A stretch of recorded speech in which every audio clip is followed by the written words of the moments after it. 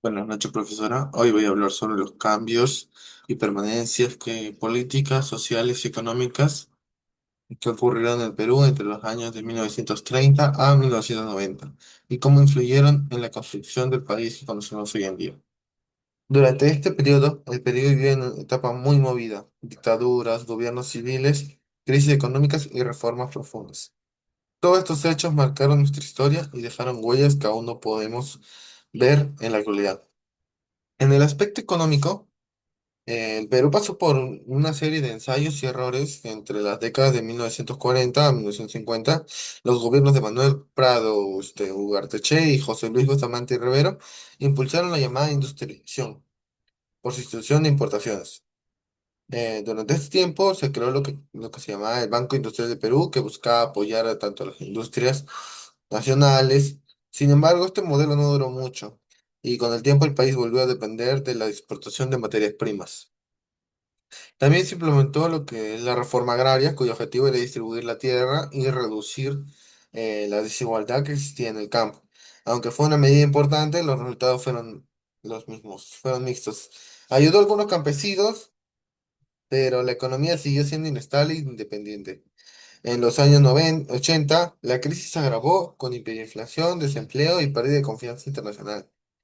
En el ámbito político, tenemos que el Perú vivió una época muy inestable. Se alternaron gobiernos civiles, militares, con constantes golpes de Estado. Algunos presidentes destacados fueron Juan Velasco Alvarado, quien lideró una revolución nacionalista y aplicó la reforma agraria, nacionalizó empresas extranjeras y promovió la intervención de campesinos.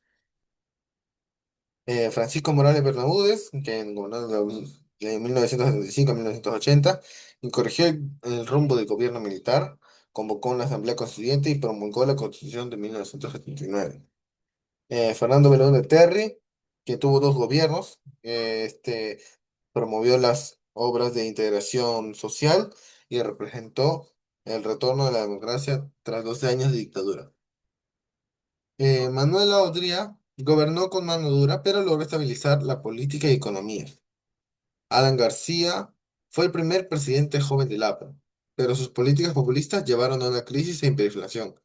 Durante su gobierno surgió con fuerza el terrorismo de Sendero Luminoso. A lo largo de estas décadas, el Perú sigue aprendiendo lentamente a consolidar su democracia, que se reformó con la Constitución de 1979 y las elecciones libres en 1980. Hablando en el aspecto social, el cambio más importante fue la migración del campo a la ciudad. Miles de personas dejaron las zonas rurales para buscar oportunidades en Lima y en otras ciudades. Esto transformó la estructura del país. El Perú se volvió más urbano y moderno, pero también más desigual. Muchos migrantes fueron discriminados o excluidos y la pobreza volvió a crecer. En los años 80, el terrorismo y la violencia internas reflejaron las profundas divisiones sociales que existían en el país.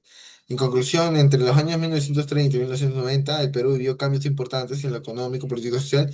La industrialización, la modernización, la reforma agraria y la migración ayudaron a crear una nueva internacional. Sin embargo, las desigualdades, la pobreza y la desconfianza política se mantuvieron. Comprender este periodo nos enseña que el desarrollo de un país no solo depende del crecimiento económico, sino también de la justicia social, la inclusión y la equidad. Muchas gracias.